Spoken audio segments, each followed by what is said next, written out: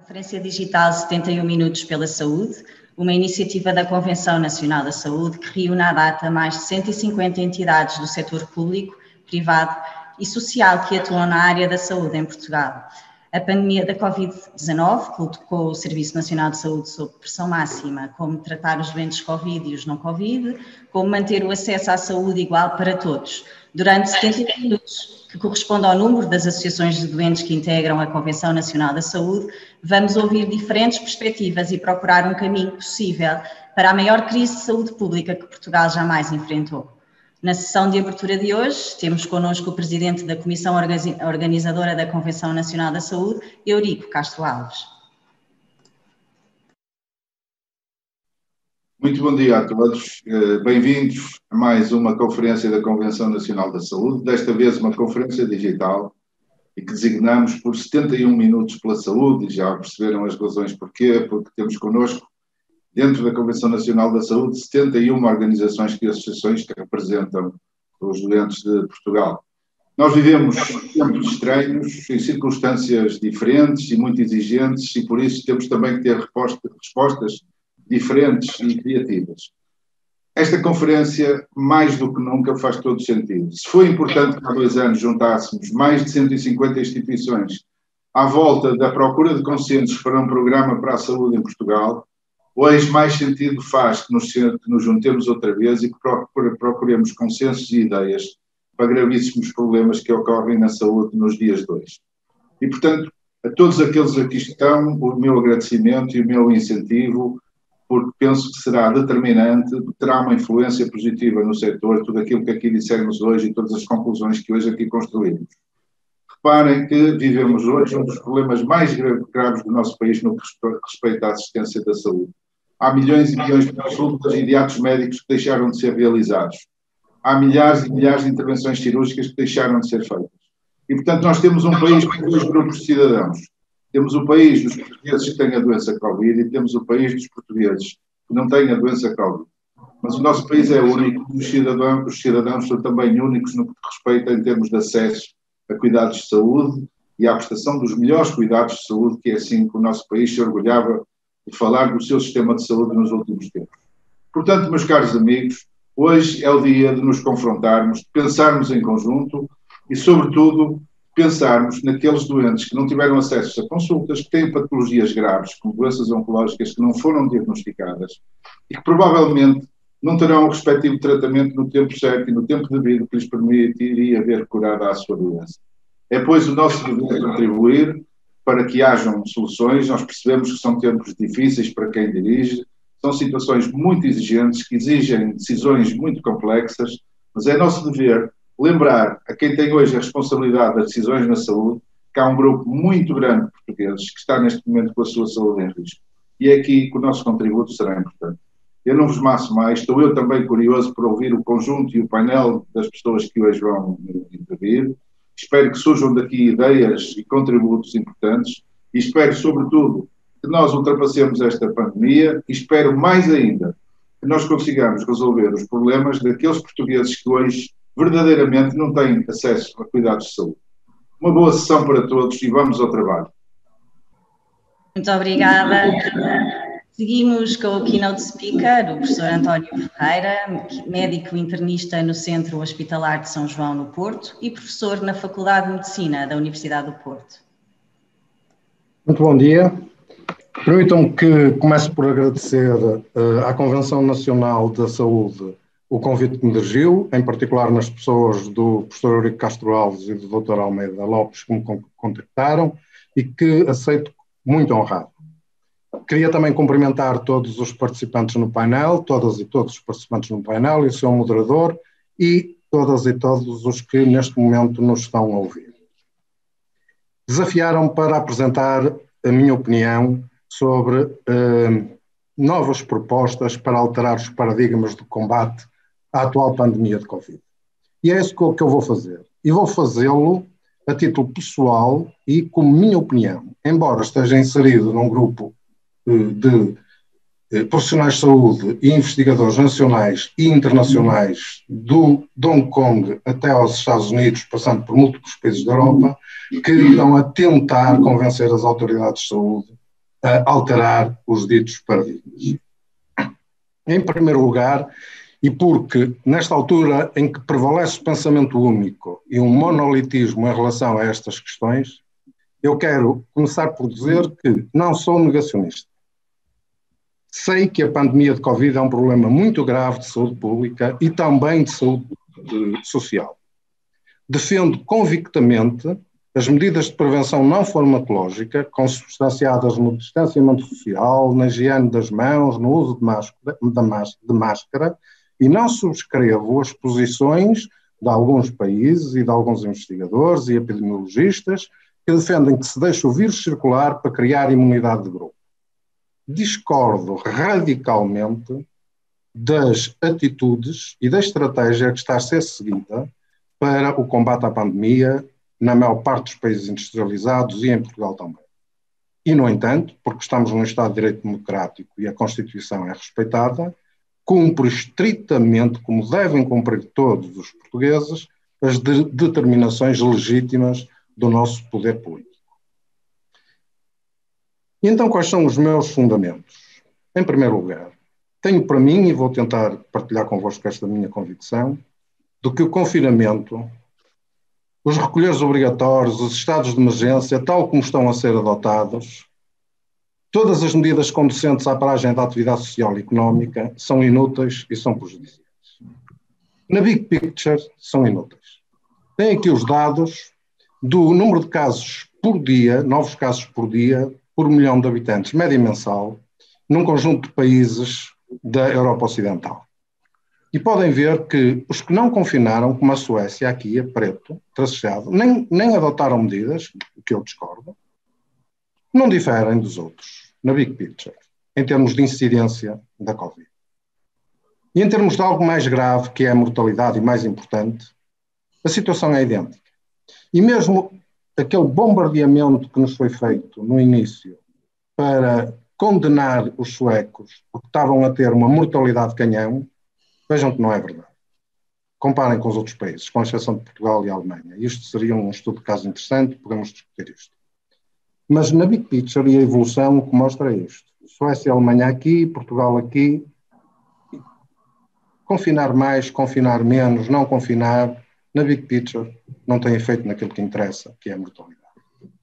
E se isto é inútil, atenção, se isto, as medidas extremistas, sanitaristas, são inúteis, não as outras medidas de prevenção, são prejudiciais, têm um impacto social e económico gravoso, conduzem à miséria social, induzem o aumento da conflitualidade social, por todas as razões que aqui estão expostas no diapositivo, e que o Fundo Monetário Internacional, nos seus 75 anos de existência, prevê como a pior crise, 5% de redução de queda na economia mundial.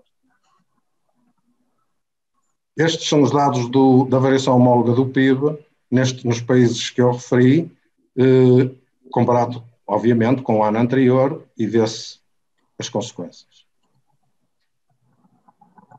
Mas estas medidas e a centralização obsessiva na resposta desorganizada e inútil da maneira que está a ser implementada à Covid, têm consequências gravosas também no que diz respeito à prestação de cuidados de saúde a doentes não Covid.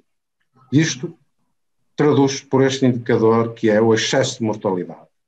Eu fui obter dados da plataforma SICO, que é pública, onde estão registrados os certificados de óbito, e apresento-vos aqui o número de óbitos por Covid ou atribuídos à Covid ao longo das semanas deste ano 2020 e o excesso de óbitos comparando 2020 com os 5 anos anteriores. E como podem ver, é constante este excesso de mortalidade não explicada pela mortalidade de Covid. E dizem-nos que é por causa das ondas de calor. Eu não sei se em 2020 as ondas de calor foram mais intensas que nos anos anteriores. Mas sei, como podem ver na parte direita e na parte esquerda do gráfico, que isso se verifica quando não há ondas de calor. E aqueles são dados meus, mas estes são dados oficiais do Instituto Nacional de Estatística, que os publicou recentemente. Um aumento de mortalidade de cerca de 8,5%, mais 8 mil óbitos do que na média dos anos anteriores. E a mortalidade atribuída à Covid, por Covid ou com Covid, explica 27,5% deste excesso de mortalidade. Quase 5.740 óbitos não têm esta explicação. Então, qual é a mais provável explicação? Já há estudos publicados na literatura científica, nomeadamente de Itália, do norte de Itália, que mostram claramente isto. Redução da ocorrência aos cuidados de saúde, nomeadamente aos departamentos de emergência, aumento da mortalidade extra-hospitalar. Estes dados reproduzem-se no Reino Unido e reproduzem-se nos Estados Unidos, embora ainda não estejam publicados. E em Portugal, o INE demonstra-nos isto. A mortalidade hospitalar aumentou 6% este ano, comparativamente com os últimos 5 anos, com a média. Quase toda esta mortalidade é explicada pelos óbitos Covid. Mas a mortalidade fora do hospital, no domicílio, nomeadamente, aumentou 23%. É fácil perceber que os doentes com situações crónicas que agudizam, que os doentes que têm doenças agudas de novo, não estão a ser tratados e morrem em casa. Mas o problema mais grave, e estamos a assistir a isso todos os dias, é que o facto de as decisões das autoridades de saúde terem levado, não ao encerramento, porque não foram encerrados, mas ao fechamento dos cuidados primários de saúde, a porta de entrada no nosso sistema, fará com que os novos casos de diabetes, de doenças cardiovasculares, de neoplasias, não sejam diagnosticados, tratados a tempo, e irão condicionar o aumento da mortalidade em 2021, 2022, etc. E vamos ter que viver com isso, e vamos ter, todos nós, que suportar isso. E este encerramento dos cuidados de saúde não faz sentido. Particularmente agora, que o número de casos, que já tinha ultrapassado em muito a capacidade de resposta dos nossos colegas de medicina geral e familiar, centrados apenas no registro e na monitorização dos casos de Covid, e que não têm tempo para atender outros doentes, faz menos sentido agora, em que foram completamente ultrapassados. Há clusters de doentes positivos que, ao fim de uma semana, ainda não foram contactados pelas autoridades de saúde e, portanto, não permitem nenhuma intervenção preventiva. E, além disso, infelizmente, e eu posso explicar isto muito bem, porque sei exatamente o que se passou, não se preparou a resposta das instituições hospitalares.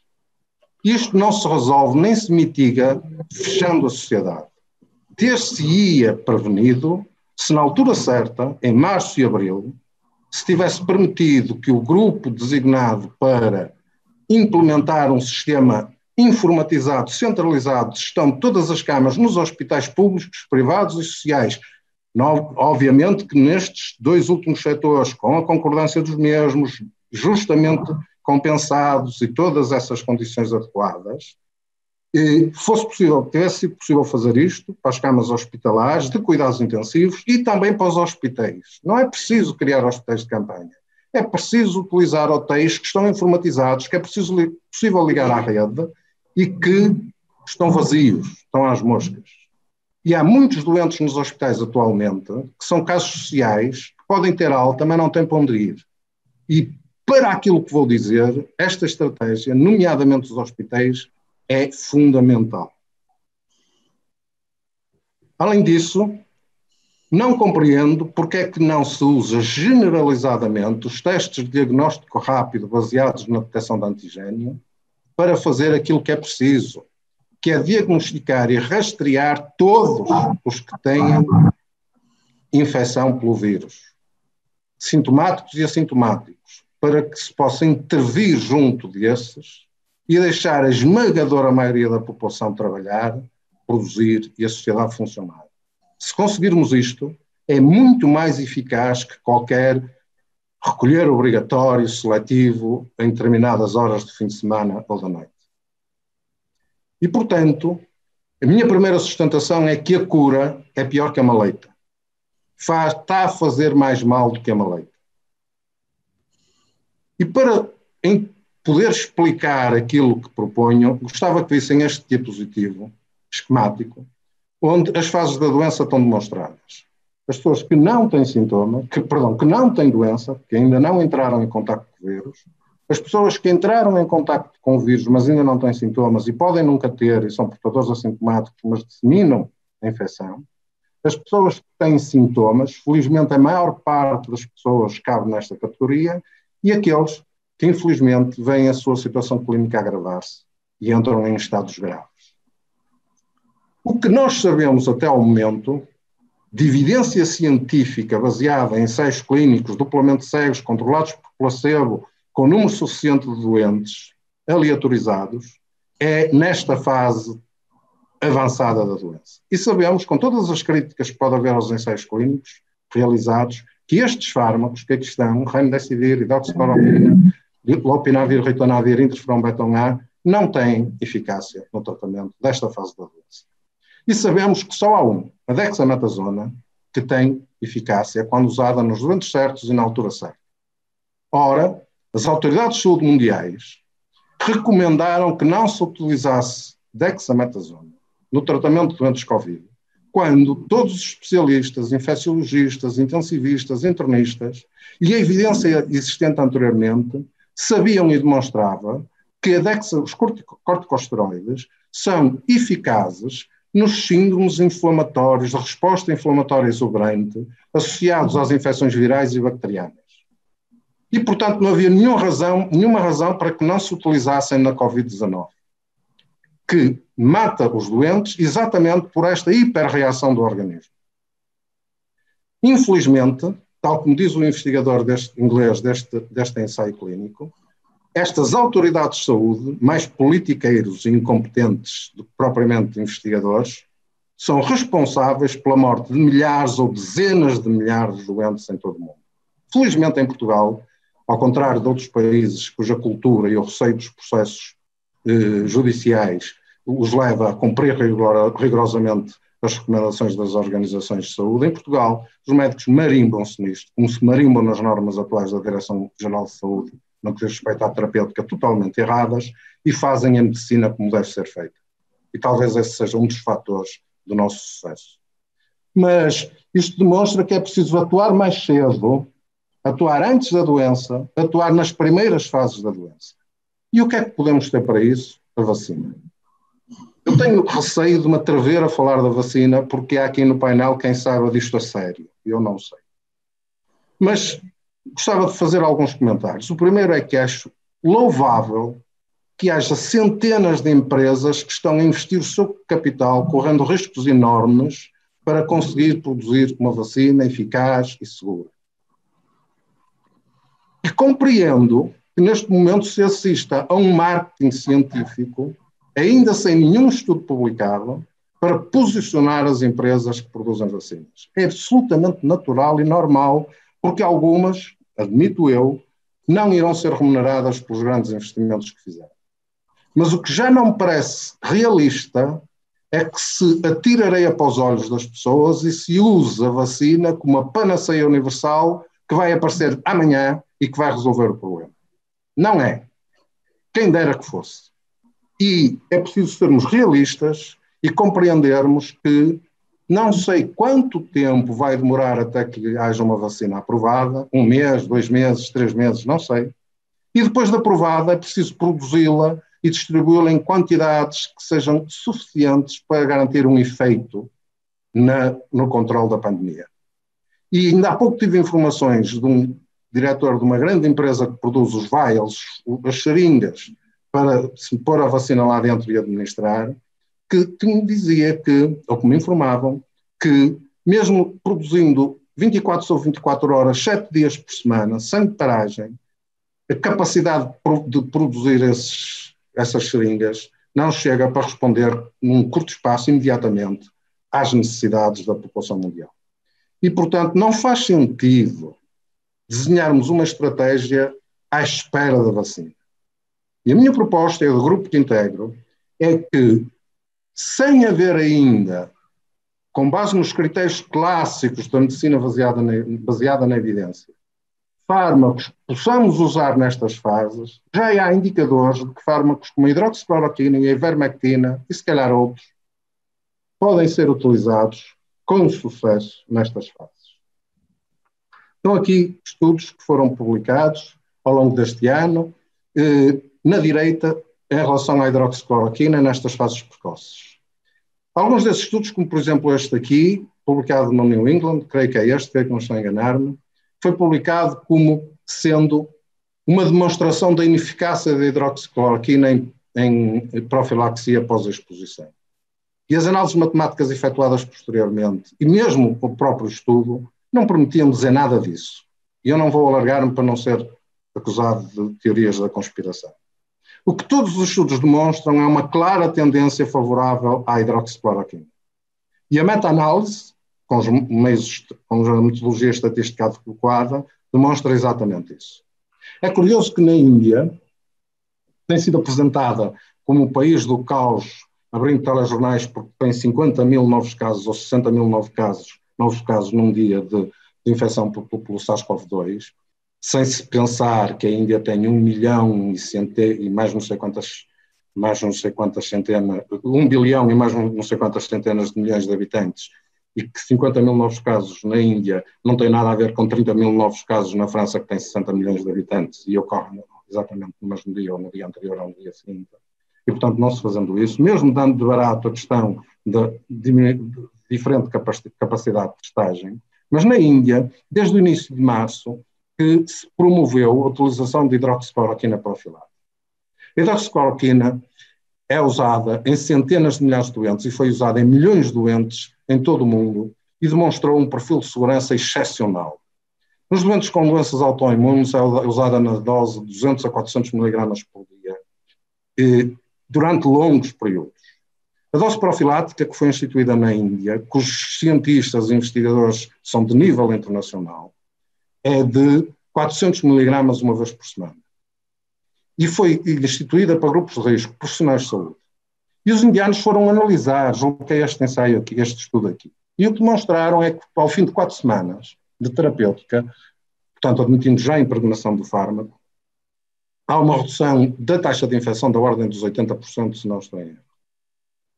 E, mesmo perante toda a campanha que, entretanto, foi feita por razões que não interessam, relativamente à hidroxicloroquina, em vez de a suspenderam, alargaram, intensificaram a profilaxia com hidroxicloroquina.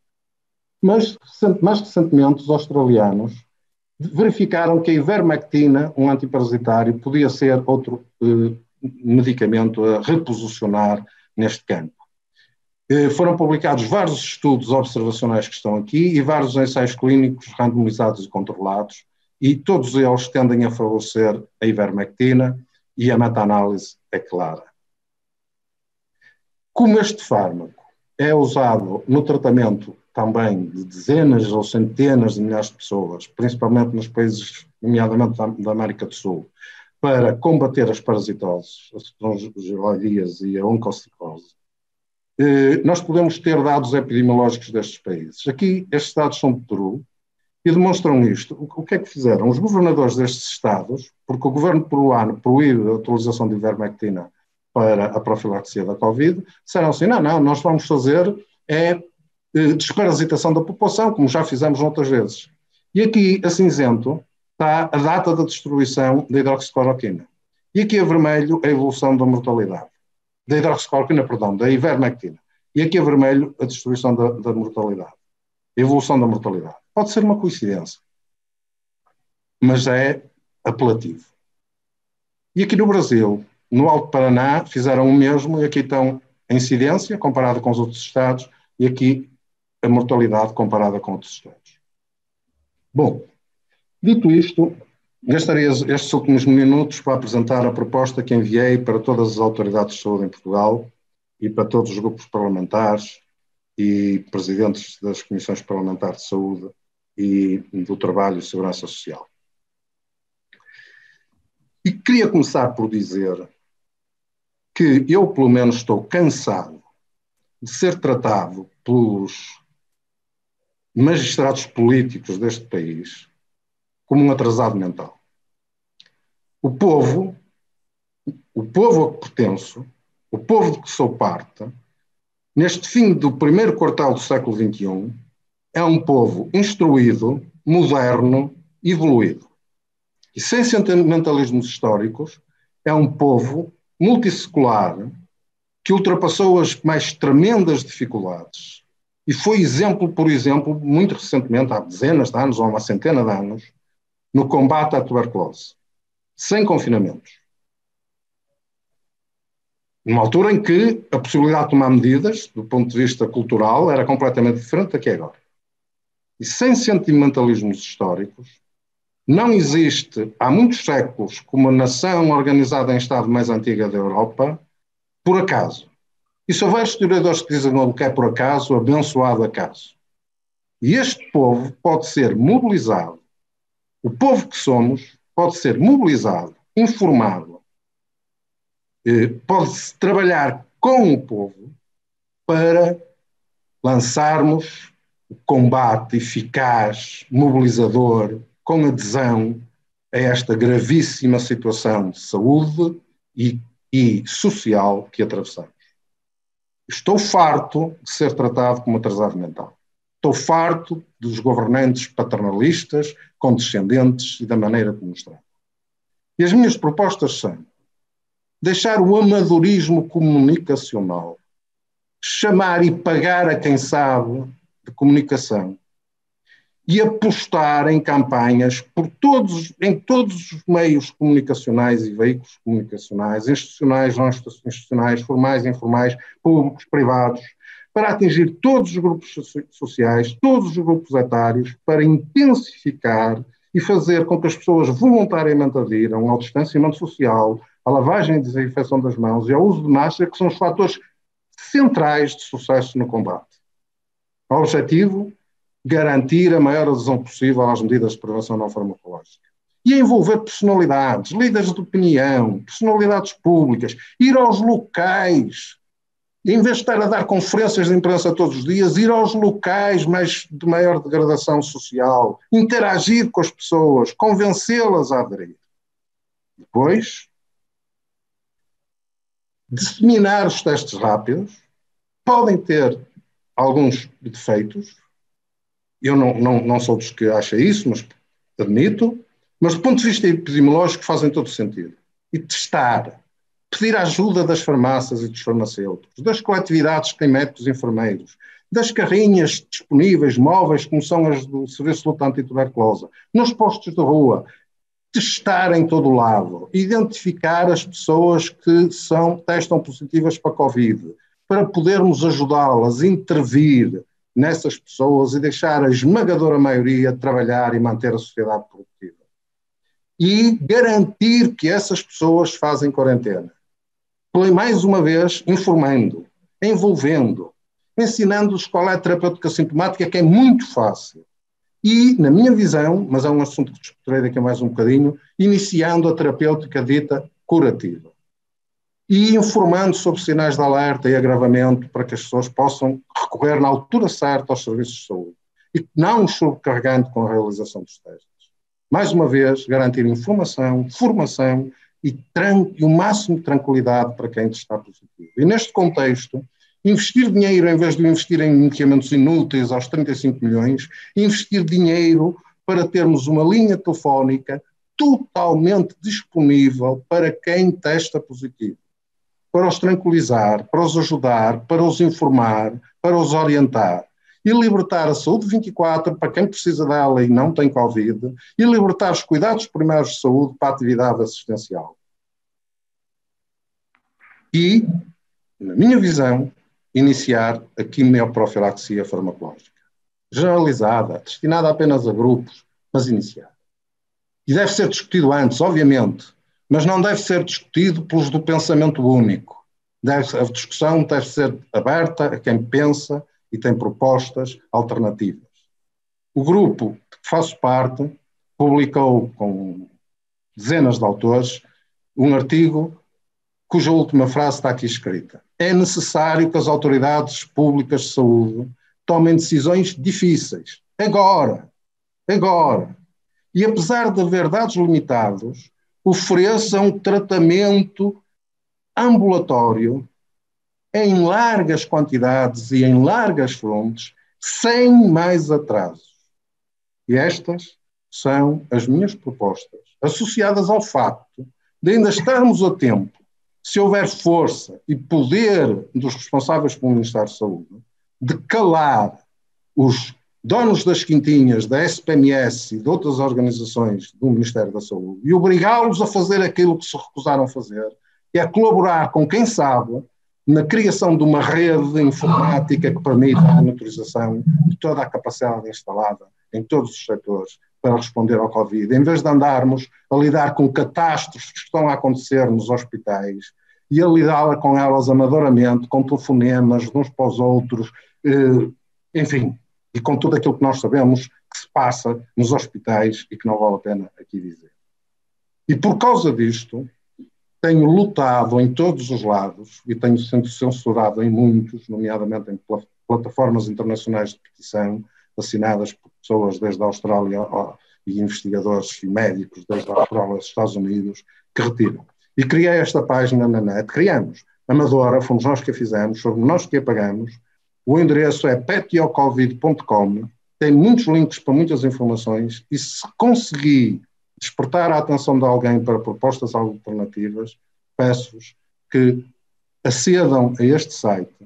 Não é patrocinado, não tem financiamento nenhum, não faz publicidade a ninguém, não procura fundos nenhuns e tem este botãozinho que permite ver a petição na Assembleia da República, na página da Assembleia da República, que foi imediatamente entregue e não ficou à espera de recolher assinaturas para não atrasar. Mas tem 30 dias para que a burocracia se processe até chegar à Comissão Parlamentar de Saúde. E se lerem e concordarem, podem clicar neste botãozinho aqui ao lado e em 2 minutos têm acesso a um site público onde podem ler a petição e, se concordarem e tiverem disponibilidade e tempo, subscrevê-la. Muito obrigado por esta oportunidade e pela atenção que me deram. Muito bom dia. Muito obrigada. Passamos de imediato para as entrevistas relâmpago, que serão moderadas por André Macedo. Muito bom dia. Então vamos acelerar para recuperar aqui o tempo que demorou até chegarmos até aqui, embora com informação que nos pode ajudar a ter este debate de forma mais eficaz e com informação substantiva. Eu começava por convidar o Miguel Guimarães, bastonário da Ordem dos Médicos e Presidente da Convenção Nacional de Saúde, a responder às primeiras perguntas. O Sr. Bastonário, estava a ver se o encontrava aqui neste xadrez ou neste puzzle. Bom dia, Sr. Bastonário. Como vai? Então, vamos tomar primeiro o pulso à situação atual do país, tendo em conta a informação que a DGS tem disponibilizado, mas também a informação que o Sr. Bastonário tem em concreto no terreno. O que é que nós podemos esperar em Portugal ao longo dos próximos dias? Um esgotar da capacidade das unidades de cuidados intensivos dos hospitais e um agravar da situação, ou estamos a caminho de da estabilização? Bom dia a todos, bom dia André, um cumprimento especial ao Dr. Ico Castro Alves e na pessoa dele cumprimento todas as pessoas da Convenção e um cumprimento também ao professor António Ferreira. Eu não vou responder à pergunta, André, porque... Começa bem. Não, eu vou dar os meus minutos, porque eu lembro que isto é uma reunião da Convenção Nacional de Saúde e chama-se 71 minutos pela saúde. Eu vou dar os meus minutos para recuperarmos tempo e confio nas respostas que a professora Ana Paula Martins vai dar a seguir. Obrigado. Isso foi uma entrada e uma saída ultra rápida, mas antes da senhora Bastonária, então eu vou envolver aqui, chamar o Manuel Carvalho, diretor do Público, para, enfim, responder aqui às questões. Não lhe vou fazer, Manel, olá, não te vou fazer as mesmas perguntas. Aliás, ontem à noite estive a ver na RTP1, portanto estás em alta demanda nesta altura do ponto de vista da opinião. O que te queria, no fundo, perguntar é como é que avalias a gestão que tem sido feita pelo Ministério da Saúde, pelo Governo, mas em concreto pelo Ministério da Saúde e pela Direção-Geral de Saúde, desta segunda vaga da pandemia. A gestão tem sido a mais correta? Parece que estão a ser usados todos os recursos ou houve aqui algum problema? Bom, um jornalista é um profissional jornalista, vive fundamentalmente da opinião que as pessoas mais competentes, mais qualificadas produzem para depois, enfim, tentar estabelecer uma síntese e definir o seu próprio pensamento sobre a situação. E como nós vimos agora pela intervenção do professor António Ferreira, chegámos a um ponto em que as divergências estão a ganhar uma tal latitude que de podermos nós próprios, ou os cidadãos, ter uma ideia mais concreta, mais definida sobre aquilo que se pode e se deve fazer, se torna ainda muito mais difícil. E eu acho que isto é, por si só, uma enorme dificuldade, é um enorme problema para que, coletivamente, a sociedade seja capaz de absorver a informação e agir devidamente em conformidade. De qualquer forma, os números são o que são, a situação é o que é. Eu partilho muitas das preocupações e das críticas que são feitas, nomeadamente ao caos informativo que é produzido quer pela DGS, quer pelo próprio Ministério da Saúde. Fica-se com a sensação que estão a gerir uma crise normal, uma crise pequena, com meios absolutamente insuficientes, com uma desorganização e fluxo de informação que pura e simplesmente não funcionam. Acho que isso que é um problema, haver constantemente lacunas, problemas que são devidamente identificadas, perguntas que demoram dias e dias e dias a serem respondidas, nomeadamente aos jornalistas. Acho que isto é um fator de crítica. Eu tenho alguma condescendência relativamente àquilo que tem sido a resposta pública, nomeadamente a organização dos hospitais. É um território completamente novo. É natural que todos nós possamos divergir, mas muito sinceramente, quando se caminham processos destes, é natural que haja muitas situações de tentativa e erro. Agora, há também algumas coisas que, nomeadamente, me custa muito a compreender. E vou dar um exemplo, aliás, escrevo no editorial de hoje do Público precisamente sobre isso. Eu não consigo compreender como é que um Estado consegue, de um momento para o outro, praticamente numa semana, pedir, ou aliás, um governo pede um estado de emergência, decreta o estado de emergência, regulamenta o estado de emergência, manda um país inteiro para casa, manda fechar partes importantes do nosso tecido económico e, passados quase 10 dias, não consegue fazer, portanto, um despacho para dizer como é que se vão contratar os serviços públicos mais rastreadores, ou como é que não consegue sequer responder a lares ou escolas sobre a forma que sabem utilizar testes rápidos. Portanto, há uma coisa que me preocupa, portanto, em síntese, para terminar, André, que é nós estamos a chegar a um ponto em que a fadiga nos leva a desconfiar do sistema. Quando se na primeira fase nós confiávamos por sistema, nós entramos numa fase em que desconfiamos do sistema, e eu acho que isso que é muito preocupante, abala claramente a moral coletiva, faz-nos andar a desconfiar muito claramente daquilo que são as orientações que vêm do poder público, e muito sinceramente tenho essa ideia, essa convicção, aliás, que se a sociedade portuguesa no seu todo desacreditar e se começar a sabotar aquilo que são as orientações das autoridades públicas sobre os meios que nós temos para combater a pandemia, tudo será muito mais difícil de conquistar. Pedindo-te, tens ainda mais 1 minuto e 30 e pedindo-te o máximo de capacidade de síntese, uma pergunta sobre o jornalismo que está a ser feito a propósito da pandemia. Pensas que a forma como os jornalistas estão genericamente a cobrir este assunto está a dar suficiente acompanhamento, por exemplo, a algumas das coisas que o professor António Ferreira tem referido, nomeadamente terapias alternativas ou outros caminhos do ponto de vista médico que podiam ser aplicados, nomeadamente terapêuticas que poderiam, reduzir, o impacto do vírus? Achas que os médias estão a acompanhar essa informação devidamente ou estão demasiado focados no Covid? Não, posso falar com mais propriedade e com mais conhecimento, evidentemente, por aquilo que é a nossa preocupação. Nós, cotidianamente, estamos muito alertas, porque sabemos que é uma necessidade, nós conseguimos parametrizar, portanto, os índices de interesse e de leitura de quem frequenta as páginas do público, sejam as impressas, sejam na internet, e sabemos perfeitamente que há uma enorme sede de leitura de outras dimensões que não sejam apenas, portanto, aquelas contabilizações diárias e rotineiras aos casos nas escolas. Todo o noticiário que tem a ver com esse tipo de informação, que tem a ver sobre uma dimensão mais científica, sobre a vacina, sobre o vírus, sobre profilaxias alternativas, isso tem muita leitura e, portanto, nós temos dado essa preocupação. Mas também aí encontramos um cenário que é muito complicado. O professor António Ferreira citou 2 artigos sobre alguns dos medicamentos que podem ser utilizados e que estão a dar resultado, mas também é possível encontrar mais umas dezenas. Eu lembro precisamente quando foi no caso do tratamento do Jair Bolsonaro com hidroxicloroquina, na altura, portanto, apareceram também umas dezenas de estudos a dizer que aquilo não tinha viabilidade científica absolutamente nenhuma. E, portanto, no meio disto tudo... é difícil fazer. A chegar à essência da verdade, isto é tudo muito complicado, muito difícil, o que exige da nossa parte uma enorme cautela e uma enorme...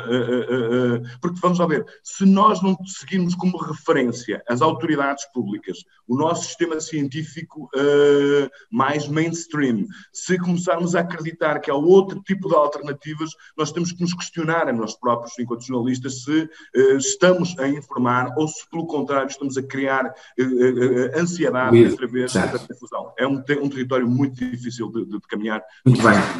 Muito bem, obrigado, Manel, pela tua participação. Excedemos um pouco, mas de qualquer maneira respondeste aqui, nomeadamente nesta segunda resposta, a alguns assuntos que nos interessam aqui a todos. Eu passava então a palavra à senhora bastonária da Ordem dos Farmacêuticos, Ana Paula Martins. Como vai? Passou bem? Vamos então, deixe-me só repor aqui o cronómetro em funcionamento, já está. Isto aqui tem o seu método. Enfim, o assunto é vasto, mas tendo em conta que estou a falar com alguém que sabe de um assunto que está diretamente relacionado com as vacinas, eu gostaria de perguntar-lhe o seguinte: primeiro, como é que vê estas duas vacinas, o impacto que elas podem ter de facto na resolução do problema da Covid-19 e se pensa que esse efeito pode ser demasiado longo no tempo, isto é, demorar a ter um impacto real na sociedade, ou se pode, num trimestre ou em 2, permitir que o nosso modo de vida volte a ser o que era? Eu, além de cumprimentar todos os que aqui estão hoje, todos e todas, queria também cumprimentar, se o André me permite, muito rapidamente, o Dr. Eurico Castro Alves, como, no fundo, o coordenador desta convenção, e o Dr. Miguel Guimarães, o bastonário da Ordem dos Médicos, o chairman desta convenção, e agradecer-lhe muito a confiança que deposita ao ter-me dado algum tempo daquilo que ele próprio teria para dizer e que tem tido muito para dizer. Muito bem. E agradecemos a intervenção que tem tido. Relativamente à questão das vacinas especificamente, eu queria dizer que uma parte da minha resposta já está dada pelo professor António Ferreira. Eu concordo totalmente com a referência que o professor António Ferreira fez às vacinas para a Covid. As vacinas não são a solução milagrosa da pandemia, são naturalmente importantes desenvolvimentos que a indústria farmacêutica, com um enorme esforço de adaptação, como aliás faz sempre que aparecem novos desafios e aparecem todos os dias, e de facto esse mérito é absolutamente importante. Agora, termos as autoridades a nível mundial, e nomeadamente em Portugal, a anunciar em conferências de imprensa que o facto de termos 90% de eficácia, enfim, não vamos agora aqui discutir os dados, que não é para isso, mas numa vacina que foi anunciada por uma companhia, como faz parte, mas termos nós as autoridades no meio da situação em que estamos a viver, que é claramente uma situação muito grave. Usar a vacina como um meio, digamos, de apontar que é por aqui o caminho, eu considero que é, no mínimo, irresponsável. E também dizer que, obviamente, todos sabemos, e penso que até os portugueses já começaram a perceber, através dos jornalistas e através de, enfim, algumas informações que têm sido dadas, que uma vacina, as várias vacinas, aliás, com as características que têm estas vacinas, nomeadamente algumas que são novas em termos das plataformas em que são produzidas, vão exigir uma estratégia vacinal que vai levar tempo. Mas vamos antes, essa parte é importante da distribuição da vacina, mas quanto à primeira, usou uma expressão muito forte, uma qualificação muito forte, irresponsabilidade. Mas irresponsabilidade porquê? Enfim, pelo que indiciava a minha pergunta, isto é, que a distribuição e a aplicação depois da vacina vai demorar longos meses e não será resolvida em dois trimestres sequer, ou há outra explicação para essa sua dúvida e por achar que é uma posição irresponsável essa excessiva valorização da vacina? É uma posição irresponsável, exatamente, porque não é equilibrada, não é ponderada. Uma coisa é dizer que estamos a caminhar para ter uma vacina, que é uma estratégia importante no controle da pandemia, para obtermos imunidade de grupo, vamos ver como vamos fazê-lo, mas a irresponsabilidade é exatamente, como disse o professor António Ferreira, e como tem dito muitas vezes o bastonário da Ordem dos Médicos e outras vozes que se têm levantado, é de facto não insistirmos de forma clara e objetiva naquilo que são as medidas que efetivamente são as medidas-chave para a minimização do impacto da pandemia e o seu controlo, e quando falamos do seu controlo, obviamente, daquilo que é, de facto, a diminuição da sua taxa de incidência. Nós passamos a vida a ouvir académicos na televisão falar, e também a própria Autoridade Nacional, falar do achatamento da curva. Para se achatar uma curva, tem que, em primeiro lugar, se diminuir a taxa de incidência, o número de novos casos. E nós, naturalmente, não estamos a conseguir fazer, como foi apresentado muito bem pelo professor António Ferreira,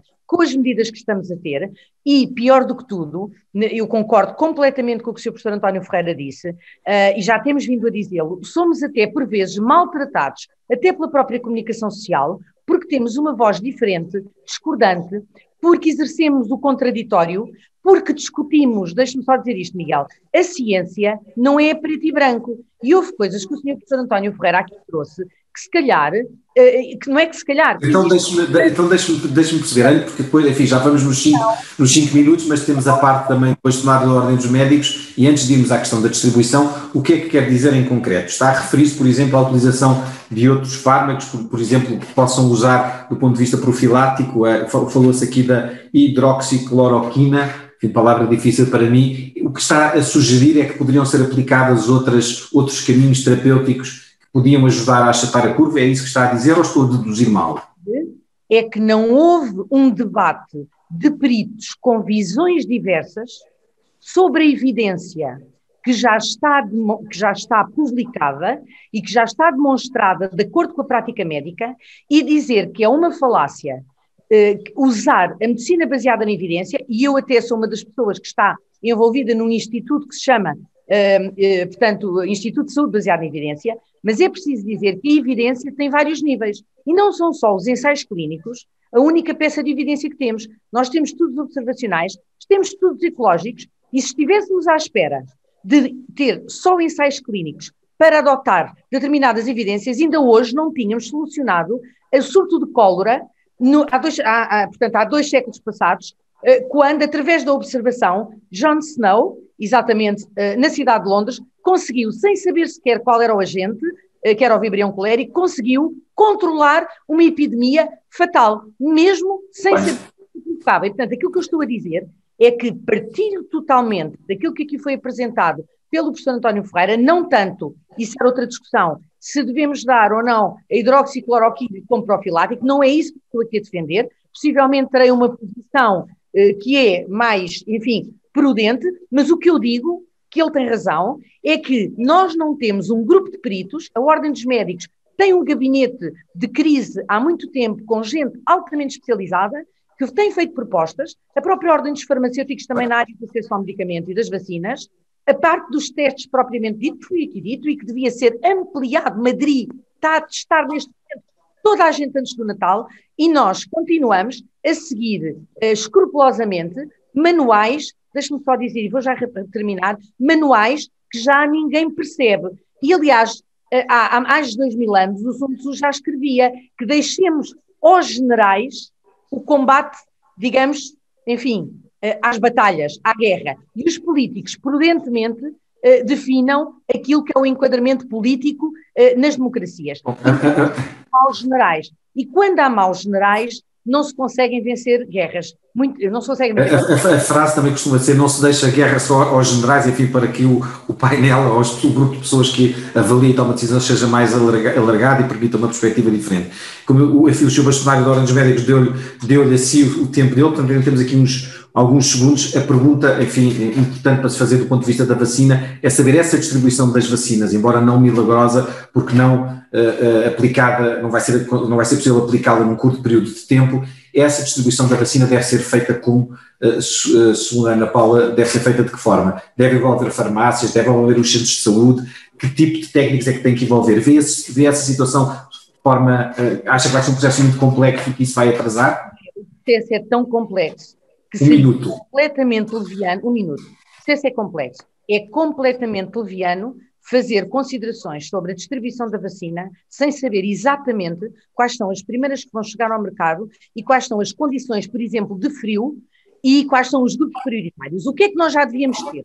Já uma comissão, não era uma comissão do costume, uma comissão com gente que sabe, que atravessa transversalmente todo o setor da saúde, que definisse, outros países já têm. Nós somos, talvez, um dos poucos países que na Europa não têm uma comissão já para organizar a estratégia vacinal da Covid. E essa comissão devia envolver que pessoas? Que responsáveis? 30 segundos. 30 segundos, esta comissão devia envolver, naturalmente, dos profissionais, a indústria farmacêutica, devia envolver quem vai distribuir, devia envolver, obviamente, a Direção-Geral da Saúde e o Ministério da Saúde e devia envolver peritos que também, deixe-me só dizer isto muito claramente, nas áreas vacinais, numa área vacinal como esta, com um vírus com estas características, nomeadamente virologistas, nomeadamente clínicos ligados a este tipo de, digamos, de imunidades que aqui estamos a tratar e que pudessem prever uma coisa tão simples como esta,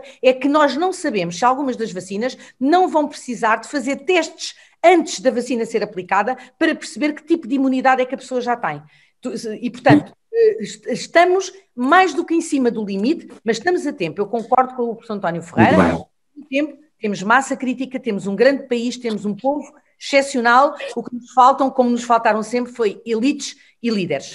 Muito bem, obrigado, Sra. Bastonária. Enfim, aproveitámos para que todos os outros participantes compreendam o tempo que era do Sr. Bastonário da Ordem dos Médicos, transitou para a Bastonária da Ordem dos Farmacêuticos e, portanto, excedemos só em 20 segundos aqui o tempo original. Eu passo já a palavra ao Bastonário da Ordem dos Psicólogos, Francisco Miranda Rodrigues. Bom dia, como vai? Temos aqui estes 3 a 5 minutos à Sporting para podermos fazer as perguntas. Enfim, assim em concreto, aquilo que me apetece imediatamente perguntar é o seguinte: o facto de estarmos muito centrados na questão do Covid, aliás, este início de entrevistas reflete também essa preocupação, até porque estamos num período complicado, mas a verdade é que também existem aquilo que hoje são designados como os doentes não Covid, que na verdade são a maioria dos doentes, e esse não acompanhamento que tem vindo a acontecer pela desmarcação de cirurgias, de consultas, de exames, etc., tem colocado os doentes não Covid, os doentes, numa situação muito complicada. Do ponto de vista psicológico,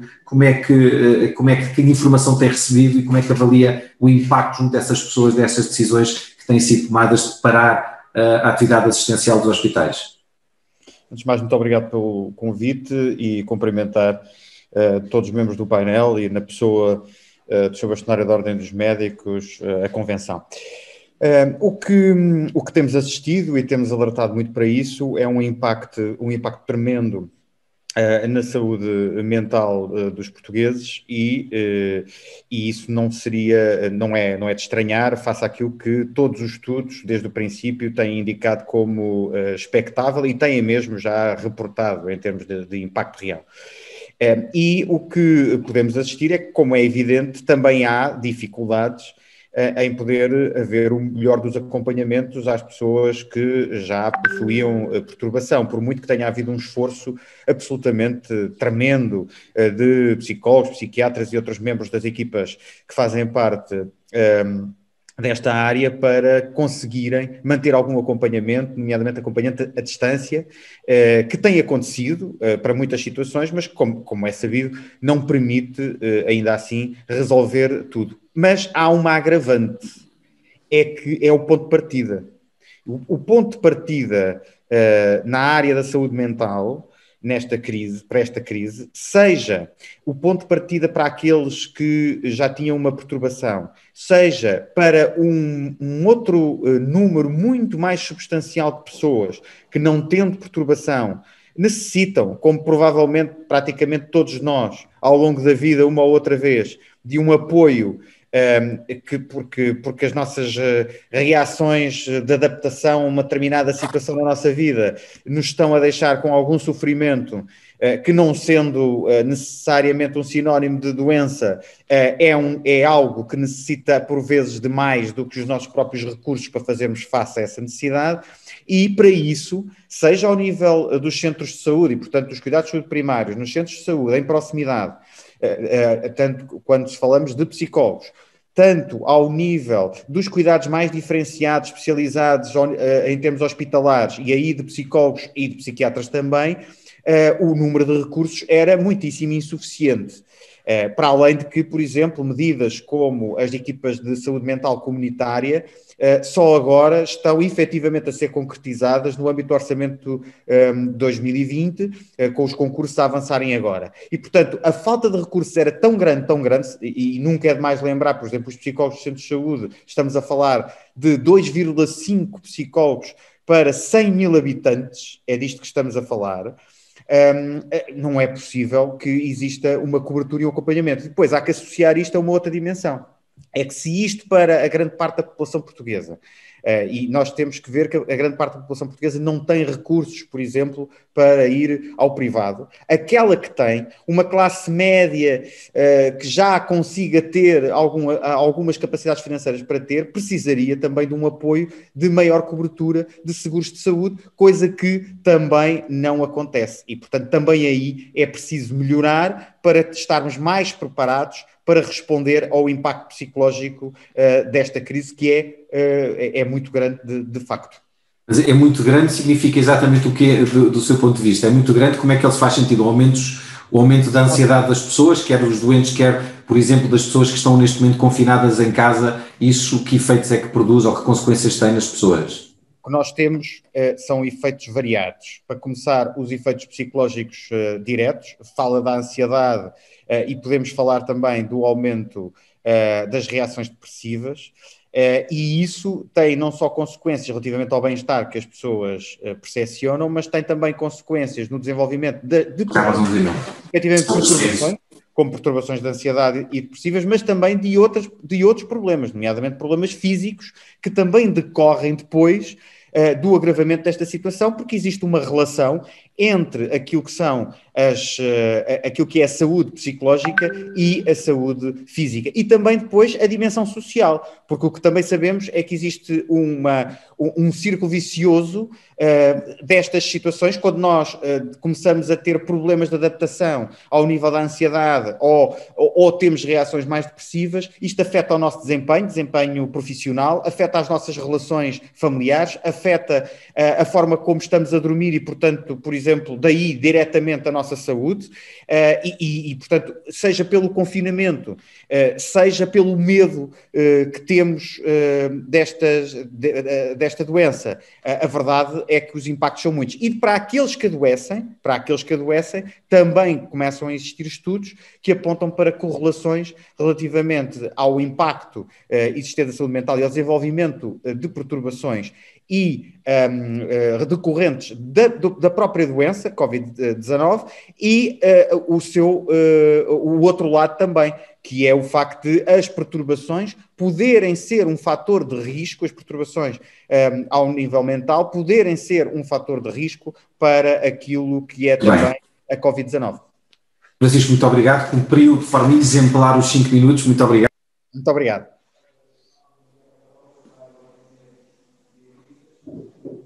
Estamos sem som. Muito obrigado. Eu chamava então Miguel Pavão, bastonário de Ordem dos Médicos Dentistas, estava aqui em off, peço desculpa, e obrigado, Francisco, por ter cumprido os 5 minutos de forma exemplar. Miguel Pavão está... Não estou a ver. Não estou a ver. Estou a vê-lo agora. Muito bem. Muito obrigado, Miguel. Enfim, os dentistas, os médicos dentistas, na primeira vaga da epidemia, segundo sei, até por experiência própria, foram dos que mais impossibilidades tiveram de seguir os seus tratamentos habituais e, portanto, os consultórios tiveram que encerrar todos. Eu recentemente estive no meu dentista e parecia que estava a entrar numa sala da NASA, tal os cuidados e o investimento que teve que ser feito para poder recuperar, para poder voltar a essa atividade. Eu queria perguntar, enfim, houve investimentos que foram comparticipados pelo Estado, certamente. Queria perguntar se essa parte foi cumprida, se esse investimento, essa comparticipação foi efetiva, e queria perguntar qual é o efeito que teve na saúde oral dos portugueses a pandemia, que efeito está a ter. Muito obrigado, André. Bom dia a todos. Sintam-se cumprimentados na pessoa do seu Presidente e do Chairman desta convenção e também àqueles que nos estão a seguir. Desde logo, já aqui foi dito, o impacto que esta pandemia tem, nomeadamente nos elos mais frágeis. A medicina dentária e a saúde oral é, desde longa data, um dos elos frágeis da saúde e da medicina. Houve um impacto direto numa primeira fase da pandemia, que era inesperada. Esse impacto, felizmente, tem vindo a ser mitigado também muito pela adaptação que os próprios profissionais de saúde e médicos dentistas têm vindo a ter, e eu diria até potenciada naquilo que é a preparação daquilo que era uma expectável segunda vaga e que vivemos agora. Essa preparação acontece exatamente porque os médicos dentistas, desde o seu início, manifestaram sempre uma vontade e uma colaboração direta, e isso tem vindo a acontecer, nomeadamente naquilo que é as medidas de mitigação para o controle desta pandemia. Eu diria que a afetação, o impacto direto na saúde oral e na atividade em medicina dentária está ainda por medir, já se consegue verificar ao final de 8 meses. Nós temos desde logo uma quebra de 40% naquilo que é quantificável da utilização dos cheques dentistas, o que é bastante significativo. É obviamente que é expectável que seja muito maior, sabemos disso. Tal e qual como a saúde oral, a prevenção, a saúde mental, que sempre foram parentes pobres com falta de investimento por parte de políticas públicas de saúde, vão, e temos medo, que fiquem em causa e que se espera que até o pouco investimento que tinha sido conseguido até agora seja colocado em causa. Mas eu gostava de destacar aqui o seguinte, já aqui foi falado muito sobre o importante papel da comunicação e o importante papel que nós temos neste combate à pandemia. Informação, diria que até à data é a única vacina ou a única arma terapêutica que neste momento poderá e está a funcionar. Aqui, qualquer profissional de saúde, além daquilo que são os nossos agentes de comunicação e meios de comunicação, tem aqui um papel primordial. E aqui temos que ter um discurso muito certo, muito coerente, muito assertivo e muito credível. A população, diria, os portugueses, já aqui foi destacado, têm tido um comportamento exemplar, irrepreensível. E nós não podemos apenas também culpabilizar os portugueses relativamente a isto. O que nós devemos pensar é que falta aqui uma estratégia conjunta, já foi dita pela professora bastonária Ana Paula Martins, de um task force credível, com vários agentes, privado, ordens profissionais, os investigadores, para que estas medidas sejam verdadeiramente utilizadas numa mensagem... Mas Miguel, o que está a dizer no fundo é que a forma como o Governo, o Ministério da Saúde e a Direção-Geral de Saúde estão a gerir a pandemia e as consequências dela, nomeadamente o que tem a ver também com os doentes não Covid e depois com as outras dinâmicas todas que são desencadeadas, dinâmicas negativas que são desencadeadas pelo Covid, que esse assunto não foi tratado devidamente pelo Ministério da Saúde e que não há um grupo de especialistas que pudesse contribuir para melhores soluções, é isso que está a dizer?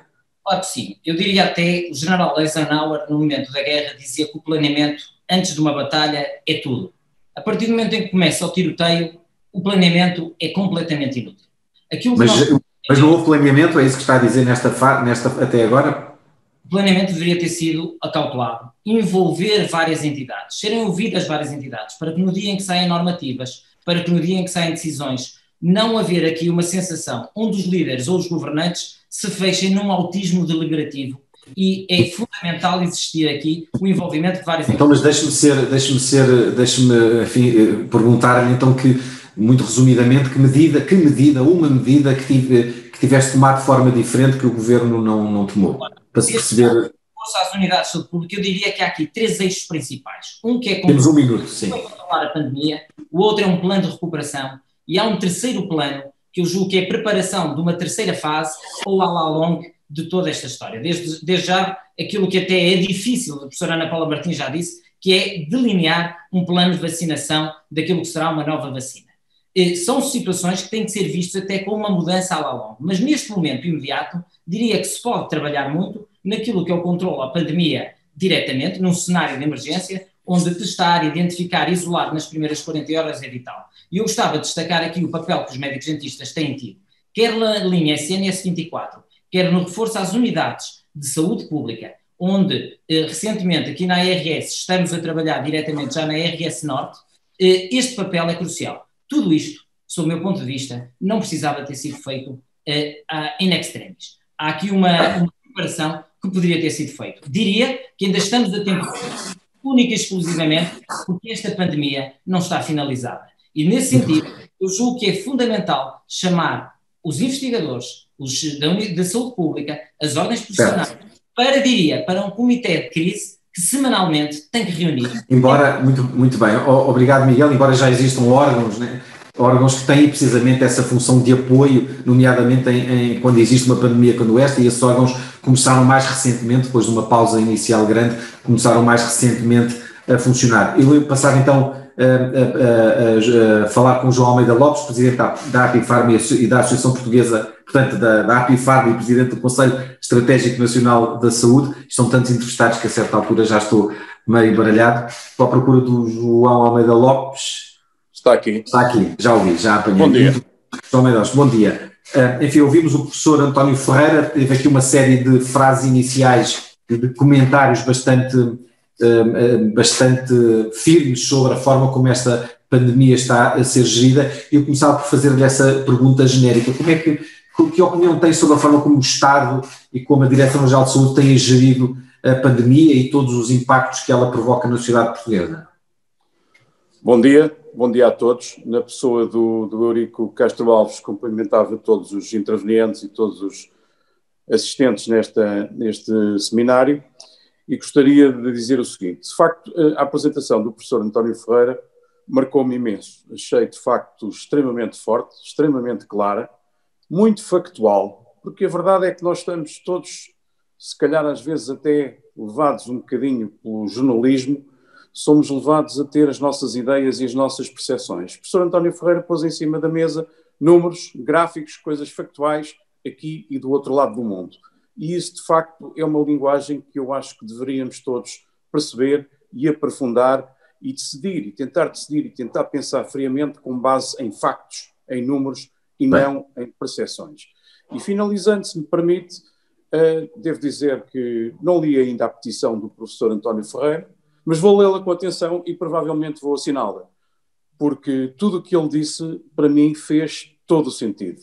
Então deixe-me refazer a pergunta. Enfim, tinha feito uma pergunta de âmbito mais aberto. Houve aqui duas ou três referências relevantes, nomeadamente uma dizia que os hospitais encontram-se nesta altura em situação de verdadeira catástrofe e que podiam ser desencadeados outros mecanismos para tentar achatar a curva, nomeadamente aquilo que eu já referi há pouco, alguma profilaxia, nomeadamente a utilização de outros fármacos. É essa a parte que considera mais relevante? Enfim, eu olhando para o que foi dito, essa foi uma dos assuntos que mais me chamou a atenção. Não vou com certeza analisar em profundidade, digamos, linha a linha, a apresentação do professor António Ferreira, mas digo-lhe que em termos globais concordo, obviamente, com ela, provavelmente até na parte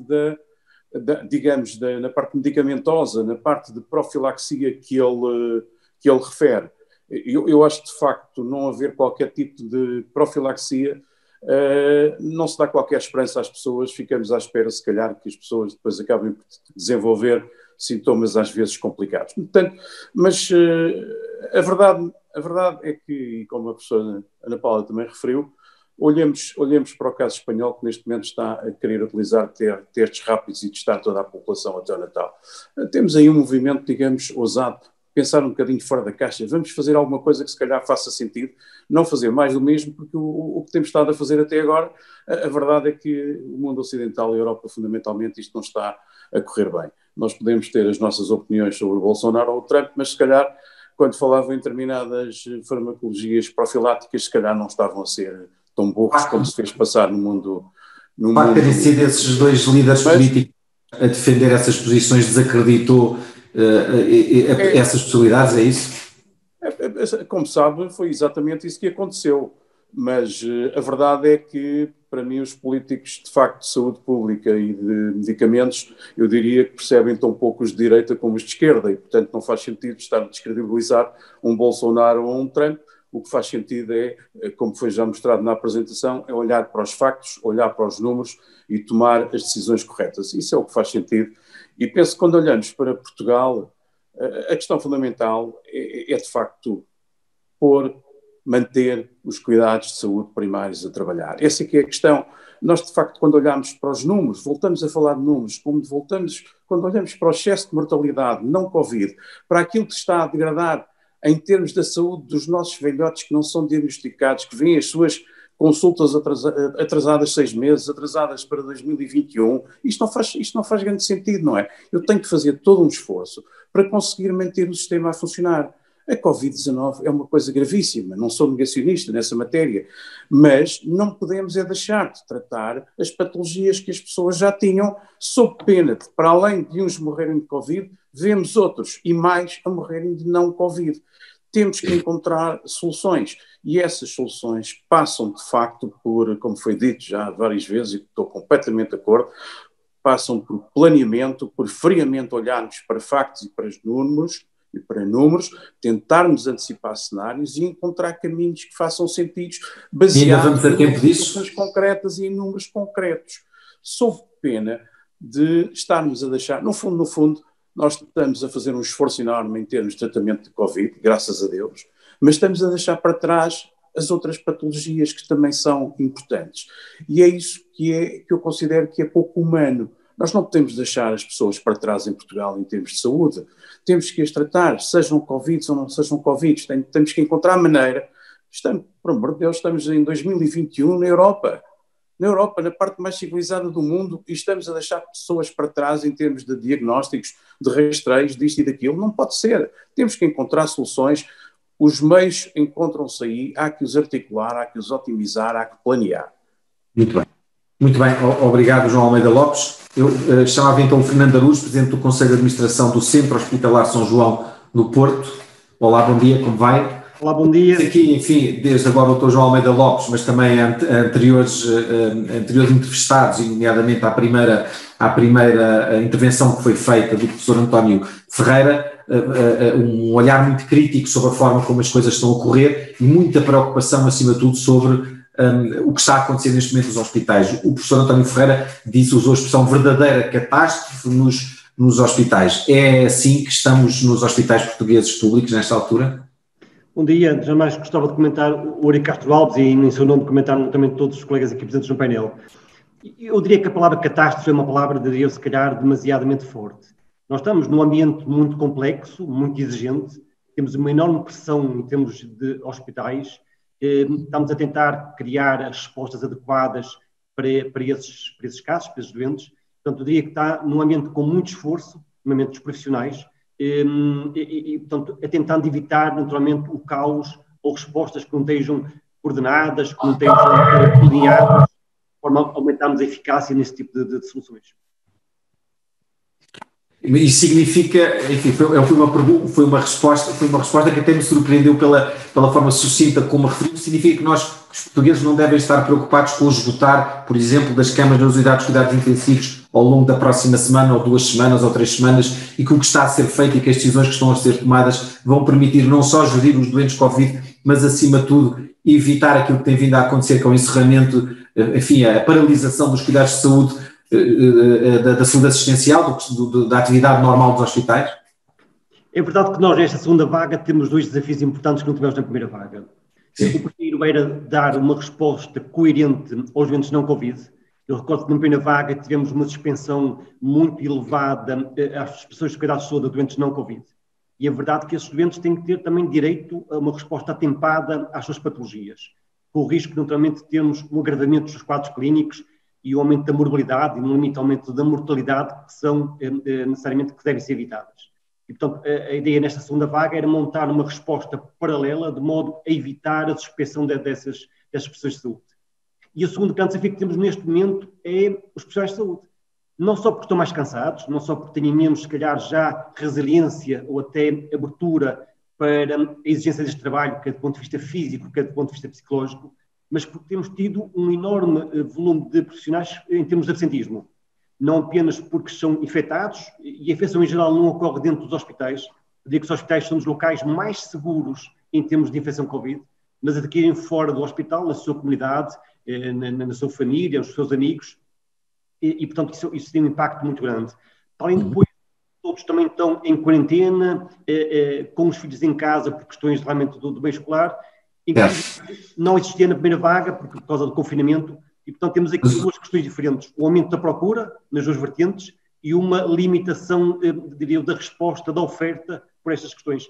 Com consequências, Fernando Araújo, desculpe interrompê-lo, com consequências muito complicadas, como vimos nos números que o professor António Ferreira referiu, e que já eram, de facto, alguns deles conhecidos: o excesso de mortalidade em Portugal, nomeadamente a mortalidade não Covid, que não se explica pelo Covid. Falámos em 5.738 a mais, tendo em conta a média dos últimos anos, e uma mortalidade extra-hospitalária, que é pessoas que não são tratadas nos hospitais, que não vão aos hospitais. Como é que o Presidente do Conselho de Administração do Centro Hospitalar de São João, um hospital fundamental em Portugal, vê este problema, e que iniciativas é que pode tomar para corrigir este problema? Temos com essa preocupação, porque penso que o pior ainda está para ver, isto é, para doentes não Covid, muitos doentes que não foram identificados, por exemplo, doentes oncológicos, deveriam ser identificados mais tarde, e portanto o impacto em termos de saúde será ainda, diria, mais grave nesse sentido. Está para vir o pior, então, é isso? No caso de doentes não Covid, em algumas patologias, eu penso que sim, porque uma questão é os doentes que nós já temos identificados, que foram referenciados, que estão a ser seguidos na nossa consulta, e que nós temos a obrigação de os não perder, de os não deixar ficar para trás, tentar agendar as consultas e os recuperar. Mas tem os meios para fazer isso? O problema maior é aqueles que nós não conhecemos, é aqueles que não foram identificados, que não foram rastreados, que não foram diagnosticados, e esses viram seguramente aparecer mais tarde, já com uma doença mais grave em termos de estadio, e esse é aqueles que me preocupa mais. Nós corremos o risco de a esperança média de vida, que teve sempre a aumentar nos países europeus, nomeadamente em Portugal, correr o risco de recomeçar a reduzir, isto é, os nossos filhos poderem viver menos que nós. Isso é de facto um cenário terrível, embora nos Estados Unidos aconteceu recentemente devido à epidemia de drogas duras, de heroína, que aconteceu naquele país, e neste caso seria relacionado com outras questões. Diga-me uma coisa, Fernando, o acordo, por exemplo, com os hospitais privados, se tivesse acontecido mais cedo, teria ajudado os hospitais públicos a gerir melhor a procura e a gerir melhor precisamente esse problema que estamos a falar, isto é, de conseguir reencaminhar as pessoas para outros hospitais para não paralisar os tratamentos ou até a identificação de patologias? Seguramente que aqui a questão da organização e da gestão do planeamento são ferramentas fundamentais. E é verdade que nós, numa altura de crise como esta, se numa altura normal já deveríamos, numa altura de uma crise, temos que utilizar todas as ferramentas disponíveis, isto é, hospitais públicos, privados, sociais, todos eles fazem parte do sistema. A pergunta era se devia ter acontecido mais cedo. Exatamente, mesmo em termos de hospitais públicos, a rede em si não está suficientemente coerente, articulada, para que possamos ter uma resposta muito sustentada. Portanto, continuamos muitos hospitais a trabalhar de forma isolada, e isso não é o mais desejável do ponto de vista de saúde pública. Portanto, é verdade que o planeamento e a organização são peças fundamentais, e é verdade que faltavam e continuam a faltar, e acho que naturalmente que os hospitais privados sociais têm aqui também um papel importante numa resposta que se pretende aos cidadãos. Muito bem, Fernando Araújo, obrigado, deu respostas muito claras sobre este assunto, apesar da responsabilidade que tem, teve essa disponibilidade. Eu passava então a palavra ao Óscar Gaspar, Presidente da Associação Portuguesa de Hospitalização Privada, a APHP. Olá, Óscar, como vai? Estou a vê-lo já. Bom dia, tudo bem? Eu fazia aqui a ponte, perante aquilo que ouvimos de Fernando Araújo.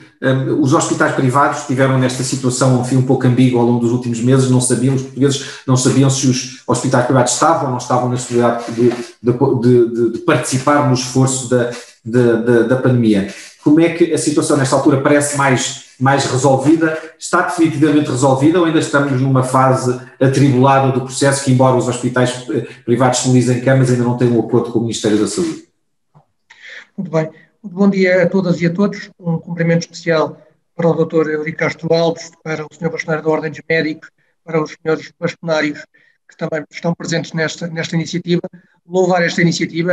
Estamos, de facto, em bom tempo para discutir estas matérias sobre as consequências da Covid, quer em doentes Covid como em doentes não Covid. André, permita-me uma correção ao que disse. na minha perspectiva, nunca houve nenhuma ambiguidade em relação aos hospitais privados. Os hospitais privados, desde março, que informaram o Ministério da Saúde, a senhora Diretora-Geral da Saúde, os outros organismos do Ministério, que estávamos totalmente disponíveis para participar nos termos em que o Ministério da Saúde entendesse que era importante a participação dos hospitais privados. E foi por isso que logo no dia 25 de março disponibilizamos 5 hospitais para servirem de hospitais de referência de primeira linha para receber doentes Covid. Na altura o Ministério entendeu que não era necessário, que o SNS seria autossuficiente e, portanto, disse-nos para nós continuarmos a nossa atividade. E, portanto, só agora, mais recentemente, portanto, nas últimas semanas, é que voltou a haver alguns apelos, penso eu até mais dos cidadãos em geral do que do Ministério da Saúde, mas, bom, no final as ARS acabaram por pedir aqui algum tipo de apoio. Esse apoio, sim. Nomeadamente a ARS Norte. Este processo foi sendo desenvolvido porque, conforme vários intervenientes já disseram, nestas circunstâncias é absolutamente essencial o planeamento e a organização dos serviços. Os hospitais privados, como lhes foi dito em finais de março e início de abril, que não era necessário estarem na primeira linha da Covid, obviamente que se orientaram para outro tipo de atividade. E, portanto, agora tivemos que reorganizar novamente os serviços. De qualquer maneira, aquilo que penso que é relevante é que, neste momento, há acordo para mais de 600 camas de hospitais privados que podem estar afetos àquilo que são as necessidades do SNS e das quais 86 camas diretamente ao apoio ao Covid. Portanto, isso significa que essas 600 camas, mas que isso já está de facto no terreno, já está a acontecer a transferência de doentes dos hospitais públicos para os privados, isso está a decorrer com normalidade, e a escolha desses doentes, como é que ela é feita? Essa é uma circunstância que percebi que pode ser de facto complexa. Que doentes é que vão para o privado, até para não haver uma seleção negativa de uns ou outros, ou não haver escolha, como é que isso está a decorrer? Dentro destas 600 camas, eu diria que neste momento mais de 500 já estão de facto operacionalizadas e já têm doentes que foram transferidos do SNS. As regras que estão definidas é que os doentes estão transferidos de acordo com a referenciação que for dada por parte dos hospitais públicos. A coordenação a partir de cada uma das ARS, mas depois é cada um dos hospitais que vai decidindo que doentes é que transfere para os hospitais privados. Aqui a questão essencial é, nós temos um sistema de saúde, tal conforme já foi referido, temos uma capacidade importante do lado do privado e também do lado social. Nós representamos cerca de 30% da capacidade hospitalar do país e, portanto, com organização e com devido planeamento é perfeitamente possível articular as diversas peças do sistema para que todos funcionemos melhor e todos possamos dar uma resposta mais abrangente.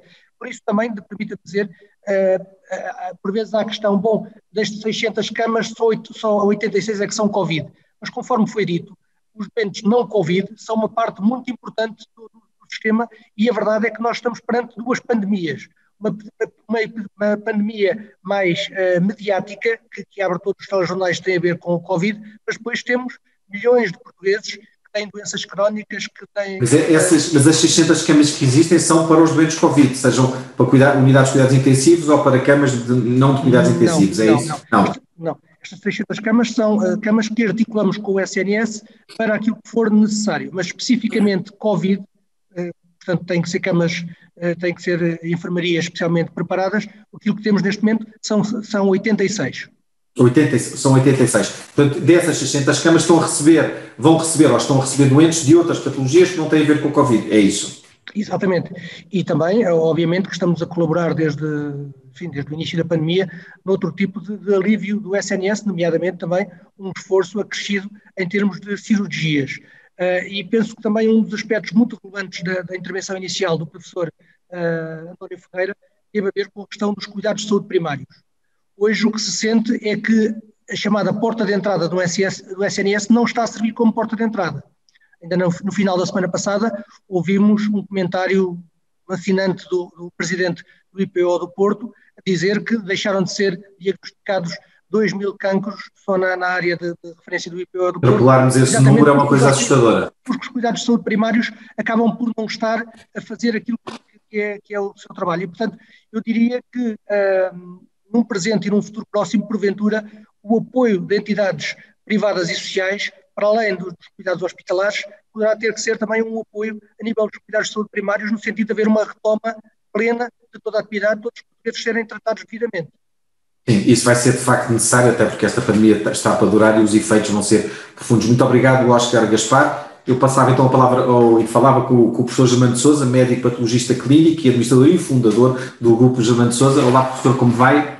Está bom. É uma honra tê-lo aqui connosco, enfim, não que não seja uma honra de todos os outros, mas tenho uma particular simpatia ao professor Germano de Sousa, que nos ajuda sempre a perceber estas questões complexas da saúde, enfim, com a experiência de quem conhece o assunto e também de quem tem facilidade em exprimir exatamente o que pensa. O professor assinou como bastonário a Carta dos 6 Bastonários, que causou, ou teve bastante impacto e permitiu chamar a atenção para os doentes no Covid. Penso que foi um momento importante, enfim, que aconteceu ao longo dos últimos meses. O professor pensa que desde essa altura, desde essa carta até hoje, houve alguma alteração no tratamento dos doentes não Covid?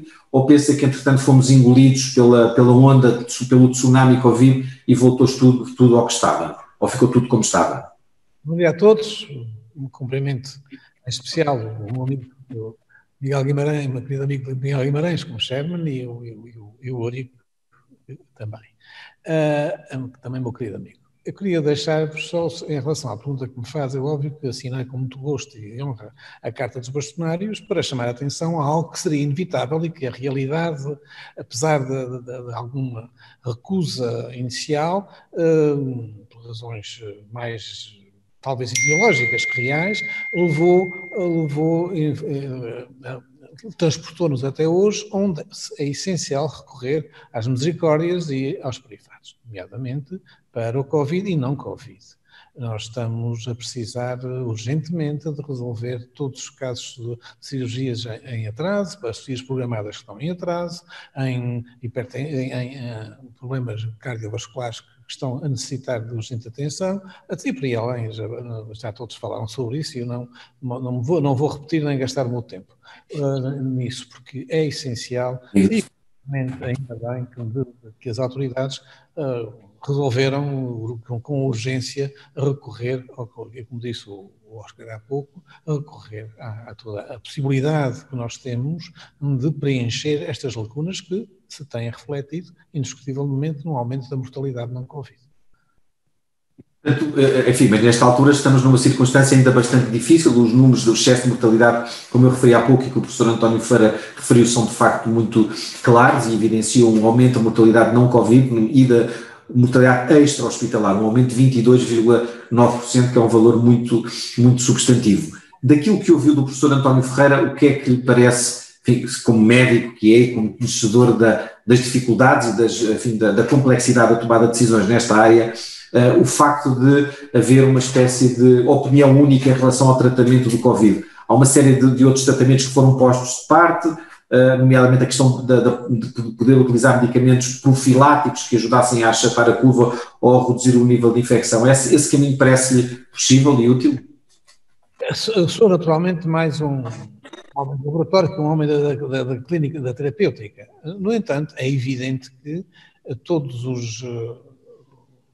as possibilidades deixadas em aberto pelo professor António Ferreira são de ser tentadas.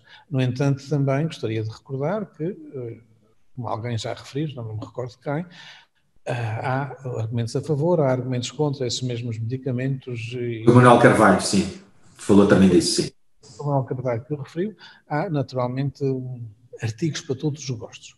De maneira que eu gostaria, antes de mais, de ter, repare, apesar de tudo aquela variação, digamos, positiva que vimos nos artigos citados pelo professor António Ferreira, não é algo de arrasador, é algo que merece atenção e que merecia, talvez, isso sim, que nós já tivéssemos começado aqui em Portugal, em alguns casos, a fazer ensaios, ou pelo menos a iniciar, digamos, algum tipo de medicação proposta pelo professor António Ferreira e outras que neste momento ainda estão muito incipientes e que há poucos dados concretos. Mas eu deixo isso aos especialistas na área da terapêutica, que eu não sou. Muito bem. Muito bem. O bastonário da Ordem dos Médicos atual, Miguel Guimarães, tem-se desdobrado em declarações procurando mostrar o esforço que os médicos estão a fazer nesta altura para tentar garantir, assegurar um tratamento quer dos doentes Covid, quer dos doentes não Covid, sendo eles também afetados pela infecção pelo vírus, e fala-se muito do cansaço dos médicos que não se esbateu, ou se esbateu pouco durante o período entre a primeira e a segunda vaga. Como é que o Sr. Professor vê esta questão da gestão dos médicos e dos enfermeiros numa altura tão complexa como esta? Como é que se gera estas equipas clínicas nos hospitais?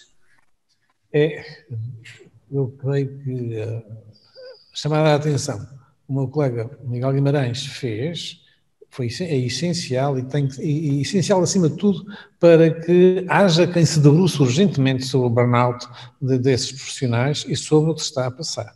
Eu não sei até que ponto é que haverá com certeza e que as próprias administrações hospitalares tenham olhado esse assunto de perto, mas arriscamos a continuar assim, que estejamos perante uma falta grande de profissionais, por isso mesmo vamos ter que recorrer a todas as possibilidades que temos ainda, e temos várias para recorrer, mas parece-me que deveriam ser dados, do ponto de vista psicológico, um acompanhamento muito, muito maior do que o que está a ser neste momento dado. Um acompanhamento psicológico aos médicos, é isso? Acha que, no fim, eles estão sujeitos a uma enorme pressão sobre, enfim, pelo que estão a ver acontecer? O terrível problema que mais custa a um médico é se vê obrigado a ter que escolher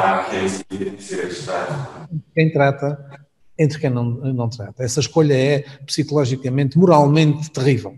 E se nós caminharmos para aí, nós temos pessoas que podem ser colegas e enfermeiros, etc., que podem ser completamente destruídos do ponto de vista psicológico. De maneira que a Ordem dos Médicos, através do seu Conselho Nacional de Ética e Deontologia, já emitiu instruções éticas e deontológicas em relação a esse aspecto, mas podemos ver-nos numa situação extrema e que muitos dos meus colegas podem não resistir psicologicamente às decisões terríveis que vão ter que tomar em determinada altura, em escolher, ao fim e ao cabo, como se fossem deuses, quem salvar e quem não salvar. Mas, de facto, é uma situação muito, muito complicada. Muito obrigado, professor Germano de Sousa. São 5 minutos, foram 6. Tenho sempre aqui há sempre um especial tratamento assumido da minha parte. Eu passava, então, enfim, para fechar, eu agradeço a quem nos está a assistir. Derrapámos aqui um pouco no tempo, houve sempre alguns segundos a mais para cada uma das pessoas, mas fundamentalmente porque a intervenção inicial do professor António Ferreira foi mais longa, mas também substantiva e permitiu enquadrar bem o assunto. Eu chamava então a Ana Sampaio, presidente da APDI, Associação Portuguesa de Doença Inflamatória do Intestino, para concretizarmos um pouco tudo isto que estamos a falar. Os doentes no Covid, como é que têm sentido na prática? Como é a sua realidade desde março o Covid impactou nos hospitais e impactou nas vossas vidas? Obrigada, André, e obrigada à Convenção por dar a oportunidade também das associações de doentes que estão representadas na Convenção, as 71, de ter uma oportunidade também de serem ouvidas. Realmente o que nós detectamos nos doentes é que houve um impacto muito grande na primeira fase, quando a atividade programada dos hospitais foi diminuída ou até encerrada em muitos casos, em que houve doentes que deixaram de andar, houve doentes que deixaram de falar e houve doentes que se calhar até se deixaram de alimentar, porque também há aqui algumas terapias que foram totalmente paradas e os doentes não tiveram essa oportunidade e viram o seu estado de saúde degradar-se. Houve também alguns doentes que não conseguiram fazer os exames que teriam que fazer para, por exemplo, terem cirurgias ou até para ser avaliada as questões da medicação. Para além disso, houve todo um problema aqui que todos nós não conseguimos medir, que é o que é que está a acontecer com os doentes que deviam ter sido diagnosticados e não o foram. Estamos a falar de cancros, estamos a falar de doenças crónicas, estamos a falar de muitos doentes que não conseguiram recorrer aos cuidados primários para ter os seus cuidados de saúde assegurados. Para além disso... Não conseguiram e não conseguem, porque a situação, entretanto, voltou a agudizar-se, a agravar-se. Sim, a situação agravou-se e, para mais, ainda é difícil nós conseguirmos ter um panorama total do país, porque nós próprios não conseguimos saber, porque há locais em que os centros de saúde funcionam e há locais onde os centros de saúde não estão a funcionar. Não tem informação, é isso?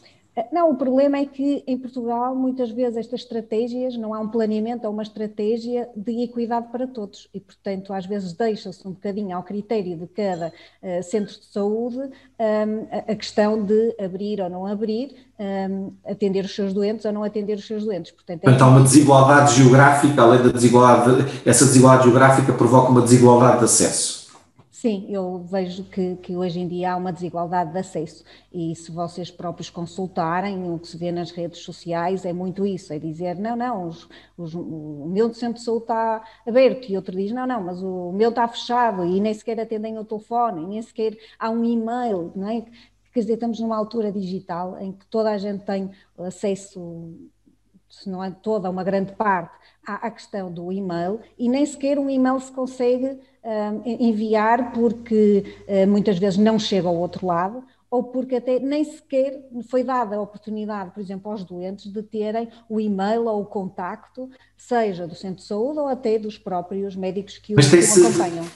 Mas tem-se referido muito a essa questão de poder haver um contacto direto com os médicos, um contacto por e-mail com os médicos. Isso na prática, com os médicos dos hospitais públicos, isso na prática e dos centros de saúde não está a acontecer, é isso? Ou acontece em alguns casos, mas há em muitos que não acontece? Pois, o que vivemos é isso, é que acontece em alguns casos e noutros não. Tudo depende muito da ligação e da relação que o doente tem com o próprio médico e de este ter ou não, portanto, ceder-lhe ou não o seu contacto telefónico ou o e-mail. E alguns hospitais conseguiram realmente organizar também esta questão por serviços e conseguiram identificar um e-mail, mas isto não foi a realidade para todos.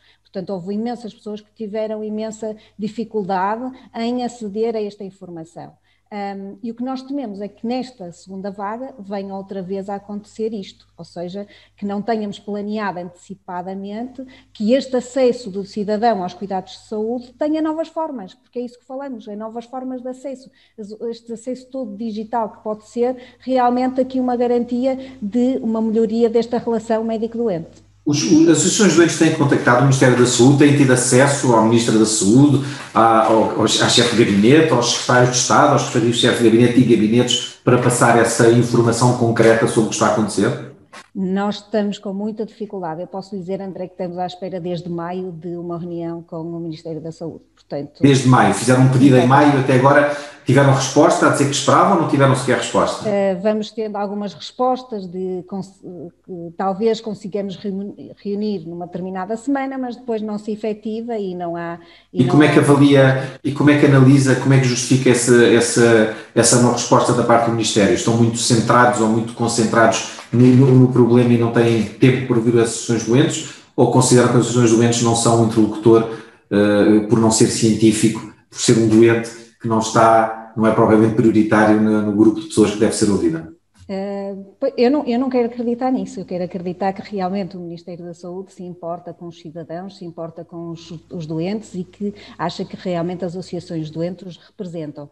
Portanto, quero acreditar que poderá ser aqui uma questão de tempo, não é? E de alocação desse tempo. Mas o que nós muitas vezes dizemos é que poderia ser uma conversa que não demoraria assim tanto tempo e poderia dar uma noção do país real. Porque há aqui uma outra preocupação, André, que eu não falei, que nós também devemos preocupadas, que é a questão do acesso às juntas médicas. Nós temos agora doentes que, para além do problema de viver a questão da saúde, estão a viver a questão da carência económica e, portanto, em suas casas está a faltar comida, está a faltar bens essenciais e isso para nós já começa Mas isso acontece porquê? Porque não há juntas médicas que certifiquem que existe o problema e, portanto, há uma interrupção depois dos apoios e dos subsídios, é isso? Sim, existem muitas juntas médicas que deveriam já estar a acontecer e que não estão, apesar de... E quando elas não acontecem, qual é a consequência? Quando não acontece, as pessoas não veem o seu apoio económico concretizado, não é? E portanto, ele é interrompido, é isso? Ele é interrompido ou não começa? Em algumas situações... O que acontece é que há um certo prolongamento, mas não há um prolongamento definido, não se consegue dizer que todos os que tinham uma atribuição em capacidade vão para mais tempo, não é uma amplificação desse tempo, mas temos a questão dos novos, ou seja, dos novos casos, das pessoas que, entretanto, foram detectadas com cancros, com situações de saúde em que realmente têm acesso, e esses não têm tido resposta. Muito bem. Ana, já ultrapassámos também o tempo, obrigado pela forma clara também como falou, e levantou aqui problemas muito específicos que não tinham sido reunidos. Eu julgo que fizemos aqui, enfim, a volta a Portugal em bicicleta em relação a este assunto. Ficou a faltar o bastonário da Ordem dos Médicos que iria abrir, enfim, mas que esteve, na verdade, omnipresente na discussão, até porque foi referido por vários dos organizadores. Eu passo então, agradeço a todos a simpatia e a fidelidade por terem estado em fila de espera para o seu momento de intervenção. Lamento ter havido tão pouco tempo, mas um debate digital ou é rápido e com movimento e com ritmo, ou se não torna-se muitas vezes uma maçada, apesar da importância do tema. Eu passo então a palavra à Isabel Soares para coordenar isto daqui para a frente. Muito obrigado a todos. Muito obrigada, André, muito obrigada a todos. Passamos de imediato para o comentário final, que será proferido pelo reitor da Universidade do Porto, o professor António Sousa Pereira.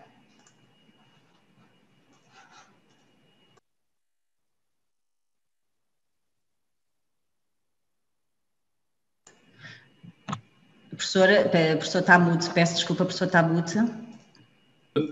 Penso que agora já me estão a ouvir. Muito bom dia a todos, cumprimentar todos os intervenientes, em particular o Eurico Castro Alves, que preside esta convenção, e deixem-me fazer alguns comentários em relação àquilo que aconteceu aqui hoje. O primeiro comentário é que me parece, e penso que ficou óbvio, que existe uma vontade genuína de todos os players na área da saúde de contribuir para um combate mais eficaz a esta pandemia. E isso parece-me óbvio, assim como me parece óbvio também que faz falta um fórum onde os vários intervenientes nos processos que dizem respeito à saúde possam participar, possam dar a sua opinião e possam, sobretudo, ser ouvidos pelas autoridades, que penso que é algo que neste momento não está a acontecer como deveria acontecer, como penso que ficou óbvio neste webinar. Deixem-me começar pela conferência inicial, ou pela intervenção inicial do professor António Ferreira, para vos dizer o seguinte. O professor António Ferreira levantou aí alguns temas bastante importantes e alguns bastante controversos, há que dizê-lo. Em ciência, o verdadeiro é diferente do óbvio e, portanto, nós temos que ter atenção à análise que fazemos e por isso é que as coisas são discutidas. É óbvio para todos nós que o Sol nasce na Serra e se põe no mar, e, portanto, é óbvio para todos nós que ele passa por cima de nós e anda à nossa volta, mas isso não é verdadeiro. E, portanto, quando nós olhamos para os números de uma forma demasiado imediata, corremos o risco de tomar o óbvio por verdadeiro e cometer erros. E por isso é que a ciência tem o seu tempo e tem os seus timings e demora tempo, e por isso é que tem que haver controvérsia e discussão, e alguns dos dados que o professor Ferreira apresentou, certamente que no âmbito de uma discussão científica seriam debatidos com outros igualmente válidos. Mas há coisas que disse que não são passíveis de ser contestadas. E uma das coisas que ele nos disse que não é passível de ser contestada é a necessidade de haver uma gestão integrada de todo o sistema de saúde, o que neste momento não acontece. E já agora deixem-me acrescentar aqui um facto que eu acho que tem a sua importância, porque em todos os nossos momentos em que falamos, a Convenção fala do setor público, do setor privado e do setor social, e a pandemia veio acrescentar um novo setor que nós nos esquecíamos frequentemente, que é o setor cooperativo, que acabou por entrar também neste jogo e assumir um papel até de alguma relevância no combate à pandemia. Mas o que eu penso que o professor António Ferreira mencionou e que me parece óbvio para toda a gente é que tem que haver uma gestão integrada de todos estes setores para dar uma resposta eficaz aos problemas que são levantados pela pandemia. Acho que levantou também aqui um problema muito importante, que é, no fundo, o problema dos vários participantes na abordagem do problema da pandemia. A pandemia tem demasiados reflexos em demasiados setores para ser deixada aos epidemiologistas unicamente. Os epidemiologistas, naturalmente, são fundamentais e têm que dar a sua opinião, mas há muitos aspectos de impacto da pandemia que não têm a ver com a epidemiologia, têm a ver com muitas outras coisas e, portanto, os epidemiologistas não podem ser deixados na condução do processo de combate à pandemia. É preciso meter outros profissionais que não apenas os epidemiologistas, e penso que hoje em dia todos nós estamos a viver um pouco as consequências de algumas decisões erráticas e pouco fundamentadas tomadas em nome da epidemiologia e que esquecem outras vertentes importantes. Há aqui uma outra conclusão que me parece que é óbvia, e a professora Ana Paula Martins aflorou isso, e que tem a ver com as vacinas. Uma vacina boa não é uma vacina que tem 95% ou mesmo 100% de eficácia. Uma vacina boa é uma vacina que é administrada a quem precisa dela. Ponto. E, portanto, quando nós ouvimos notícias de vacinas que, como esta última, da Moderna, que tem 95% de eficácia, mas que tem uma capacidade de produção de 50 milhões de doses, com o devido respeito, isso não serve para nada. Quer dizer, uma vacina destas serve para vacinar um Estado dentro dos Estados Unidos da América, portanto, não nos serve rigorosamente para nada. É uma vacina inútil para nós. E, portanto, estar a criar expectativas na população de que vem aí a solução é um erro. Não vem solução nenhuma. A vacina, repito, as vacinas boas são aquelas que são administradas a quem precisa delas. Ponto. E, portanto, todo este festival mediático em redor das vacinas não faz mais do que criar falsas ilusões, falsas expectativas, eventualmente levar a que se abrandem medidas que são absolutamente fundamentais, como dizia o António Ferreira. O que é importante é a prevenção, é as medidas de afastamento social, é o lavar as mãos, é a máscara. E não pode ser qualquer ilusão de que venha aí um tratamento miraculoso que nos pode afastar de assumir esse tipo de comportamentos quando eles são necessários. Eu gostava também ainda aqui, toda a gente no fundo depois andou em redor das vários problemas que se colocam, mas gostava de salientar aqui uma ou duas intervenções que me pareceram muito interessantes. A primeira que eu queria aqui salientar e louvar foi a intervenção do professor Fernando Araújo. O professor Fernando Araújo, contrariamente àquilo que tem até sido alguma postura das entidades oficiais, transmitiu-nos aqui uma calma que eu acho que é extremamente importante. Aliás, diga-se, foi uma calma tal que até o moderador André Macedo ficou espantado com a calma que ele transmitiu. Mas eu acho que é fundamental transmitir esta calma. Sem ter uma abordagem racional e calma ao problema, nós não conseguiremos ser eficazes. E, portanto, eu acho que é fundamental pegar no exemplo que ele aqui deu, definir estratégias com racionalidade, não esquecer que temos que ter todos os setores a participar ativamente na resolução do problema, cada um à sua medida, mas fazer uma abordagem racional, uma abordagem científica e, se o fizermos, eu estou convencido que iremos chegar a um bom porto, sendo que, como ele também depois acabou por dizer, o pior está para vir, mas tenhamos noção que o pior que está para vir não tem a ver com o coronavírus, tem a ver com as outras doenças. E isso é fundamental nós termos consciência disso. E isto leva a duas conclusões que eu penso que são muito importantes. A primeira conclusão é de que, sendo certo que só irá existir alguma tranquilidade quando realmente houver uma vacina disponível e aplicada, E sendo certo também que, pelo menos, as vacinas que estão em estadio mais avançado de desenvolvimento têm exigências técnicas complexas, já devia estar a ser trabalhada de que forma é que nós vamos fazer o planeamento, a distribuição e a aplicação de vacinas. Eu posso estar fora, mas ainda não vi ser discutido nada disso e, com o devido respeito por outras opiniões mais fundamentadas, se realmente as vacinas em estadio mais adiantado têm requisitos técnicos de conservação a baixa temperatura que são exigentes, não estou a ver como é que o irão fazer sem pedir ajuda às universidades, que são onde estão os institutos de investigação que têm esse tipo de equipamentos. E a mim ninguém me pediu ajuda até hoje, portanto deduzo que ninguém está a tratar do problema. O segundo ponto que eu acho que deveria estar já a ser desenhado é evidente que é preciso tratar da pandemia, é evidente que é preciso tomar algum tipo de medidas.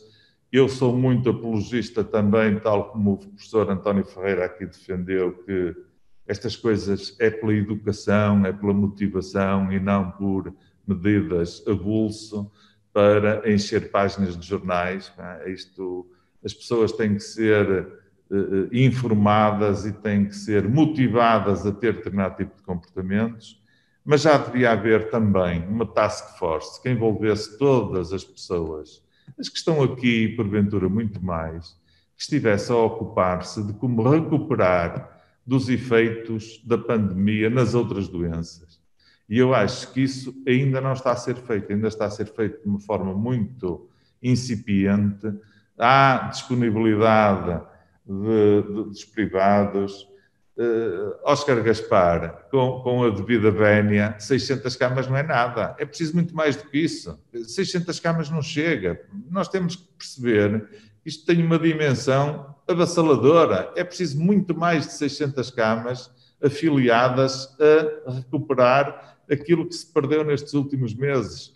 E as autoridades de saúde têm que perceber isso e têm que se lhes dizer isso, porque isto é uma gota de água no oceano que não chega de todo para resolver o problema.